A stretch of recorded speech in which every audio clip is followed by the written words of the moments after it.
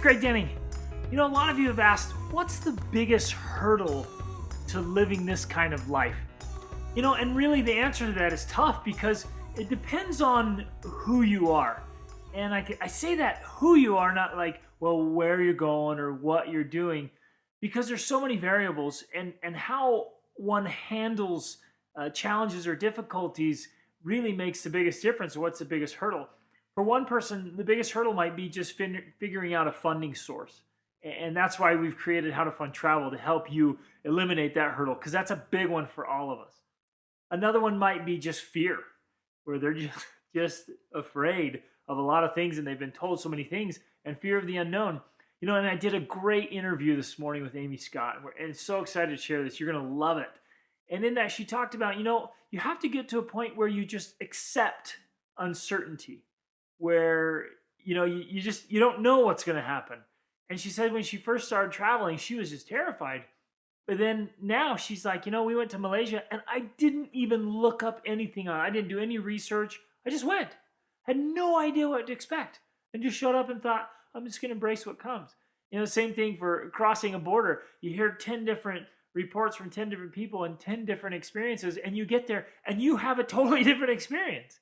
And so you just get to the point where you say, I'm not in control. I don't know what's going to happen. And whatever happens, I'm going to find a solution. I'm going to make it work. And again, it comes back to who you are or who you're becoming. You grow and you outgrow your problems, and you outgrow any fears or difficulties or any issues you might have. And you just overcome that and say, okay, I'm going to go and make this happen. And it's exciting and fun. Some people might have their hardest part might be, leaving family or friends, or leaving the place where they've lived for so long. It may be a real challenge. Some, it may be education. That was one of the questions. How do you homeschool your kids, or what we do, Worldschooling, and still run a business? And that's a legitimate one. And if you're traveling as a family, some people might be, hey, how do I travel with kids, right? Or how do I get my spouse or my family on board? But as far as education, I'll share what we do and what others have done.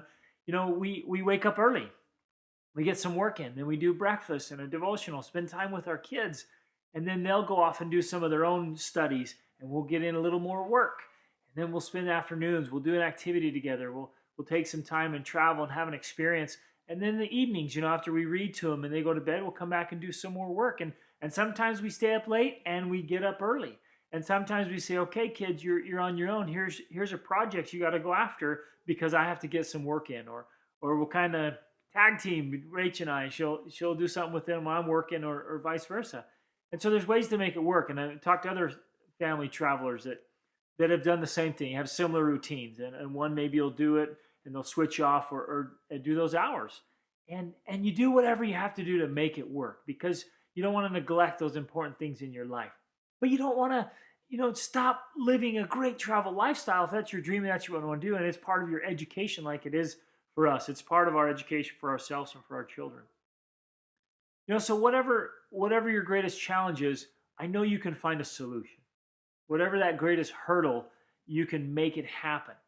Others have done it. So our excuses are out the door, because people with the same excuses have done it anyways. And again, that's why we have this community. These are people who had the same obstacles, the same hurdles that you have, and they did it anyways. And they figured out a great way to make it happen. And that's why it's so valuable. And once you get on the inside, you have those supporters saying, yeah, I was facing that same thing or a similar thing, and maybe you ought to consider this option or this solution. And it just makes things so much smoother and gives you that confidence, so you go out and you can do it.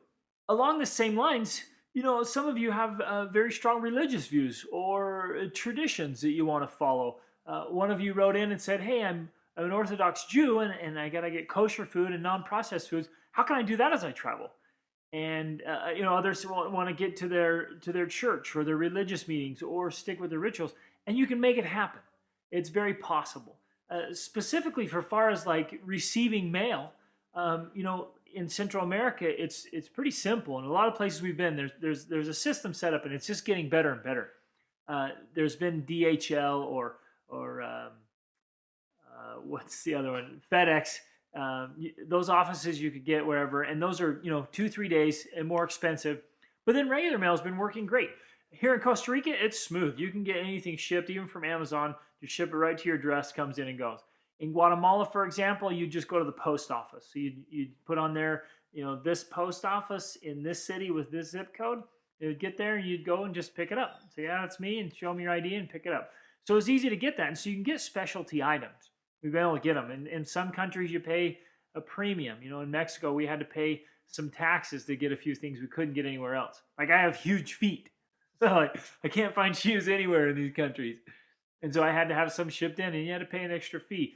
But for the most part, you can get it. Now, as far as like non-processed foods, this is the place, right? If you go to a tropical climate, boy, you can get great, healthy food, non-processed, natural. I mean, you can pick it off the tree or off the vine or out of the earth. I mean, we have, and even organic stuff. I mean, right here in Costa Rica, we're out in kind of middle of nowhere, and it's not touristy, and we got organic or like certified real organic stuff right out our door here, where they're using garlic spray instead of pesticides, and they're using manure from right down the hill to fertilize instead of buying these chemical fertilizers. So it's out there. You can make it happen, and you can eat well, right? If you're specific about eating, and some of our friends are vegan or vegetarian, there's great options, right? And so you can make it work, and you can make it happen. You can figure out those solutions, and so whatever your preferences or traditions or beliefs are, you can fit those in. And we do it, and our friends have done it, and a lot of these travelers have done it. And so you can go around the world and still hold those values that you hold dear and travel at the same time. One last thought for a question that came in. It said, how can I save money but still have the experience, still see the attractions, and have go participate in the activities and live frugally? And that happens a lot. We meet backpackers everywhere we go, and these guys are living on tiny budgets, and they're still having great experiences. There's a way, I created a little course called How to See Everything for Nothing. And basically you can live at whatever level you want. You can pay thousands and thousands of dollars and live in these phenomenal places and all these top experiences, or you can get in a really inexpensive house or apartment, or stay at hostels, or house sit, or do some woofing, or you can do some couch surfing, and you can still get out and have those experiences.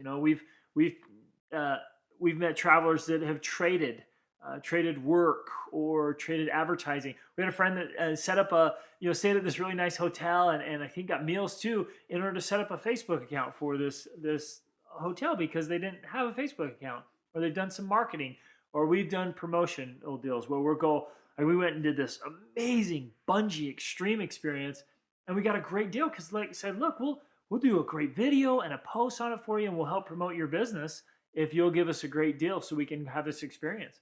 And so 3 of my kids and I and got to have this awesome bungee experience for cheap.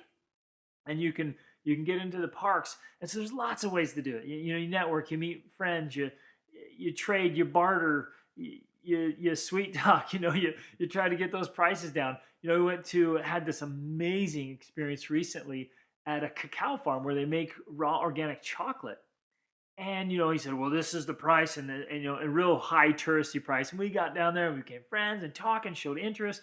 And I translated for him and just got to know him and talked to him and built that relationship. Boy, by the end, he was just cutting off dollars and dollars and dollars and gave us a huge discount and lots of chocolate. And got out of there with a great experience just by relating and talking and meeting and getting to know people. And so there's a lot of ways to do that as far as staying. Eating. I mean, if you'll eat local food, you can eat for cheap in a lot of countries. Travel. You can travel. There's so many different ways to travel in these other countries. Public transportation is huge. There's nice buses and chicken buses, and there's tuk-tuks or motorcycles or taxis. We were in the Dominican Republic. They had these, they call them guaguas. There's a Toyota Corolla, and you could pack 8 people in there and go anywhere for pretty cheap. And so between housing and eating and transportation, you can really travel cheap. Or you can roll in and throw down the money and have the big experience, or anywhere in between. So it really depends. We come full circle here. It really depends on who you are. and what you're willing to embrace and experience. And I'll just encourage you to have all of those experiences. Stay at the all-inclusive resort and live it up. Have the great expensive experiences. But I also encourage you to go have the cheap ones. Yesterday was special for us. We got invited to lunch in two different worlds in the same city. One was by a very humble maid and her family who we just love and adore and had met years ago. She invited us over for lunch and made us a wonderful meal. And they didn't have plates and bowls and utensils. And it was a very humble, what we would call a shack. And we went in there and we just sat down and made do with Tupperware or whatever we could find and our kids. And we had in this humble, and we laughed and talked and just had a great time in very humble and poor circumstances and in a situation, a teeny little shack packed full of people. Within 2 hours, we were in an elite, gated community, decked out, every detail, immaculate, eating lunch with a high-end banker, right? And an executive, and had a little birthday party. It was amazing, in two completely different worlds, and we had a great time in both. It was so fun for us and for our children to see different worlds and to see great people living in both ends of the spectrum. So get out and travel. Make it happen. You can overcome those hurdles and obstacles, but really focus in on who you are and who you're becoming, and that will make the biggest difference in all areas of your life. Reach up.